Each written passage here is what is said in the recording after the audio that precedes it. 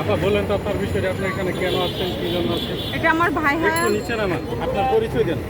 আমরা আসছি টঙ্গী মোরকন থেকে। আমার নাম সোহাগী, আমার ভাই সুজন মোহাম্মদ। 2019 সালে 27শে মার্চ বাড়ি থেকে কিছু পুলিশ র্যাবের পরিচয় দিয়া তারা আমার ভাইকে বাসা দিকে সবার সামনে অস্ত্র ঠেকায় আমার ভাইকে নিয়ে যায়। আমার ভাই বিএমপি করতো। এখন আপনি কি চাচ্ছেন? এখন এই বর্তমান সরকার কাছে দাবি, আমার ভাই যেখানেই থাকুক আমার ভাইকে যেন তারা ফিরাই দেয়। আয়নাগরে থাকুক, ডিবিতে থাকুক, র্যাবে থাকুক, যেখানেই থাকুক সবার স্বজনদের যেন ফিরাই দেয়, আর আমার ভাইকেও যেন ফিরাই দেয়। এটা আমাদের বর্তমান সরকারের কাছে দাবি, বা মায়ের ডাকের থেকেও আমাদের দাবি। মাসে থেকে আসার পরে রাইতে 10টা র্যাবে তুলে নিয়ে গেছে হাতিপুর বাজার থেকে। সততা ফার্মেসির সামনে থেকে আমার ছেলেরা ধরে নিয়ে গেছে। খুলনা রুট মারতে গেছিল, ওইখান থেকে আসার পরে আর আমার ছেলেরা আমি পাই নাই। ইসমাইল হোসেন, এলাকা হাতিপুর। আপনি কোথায় থেকে আসছেন?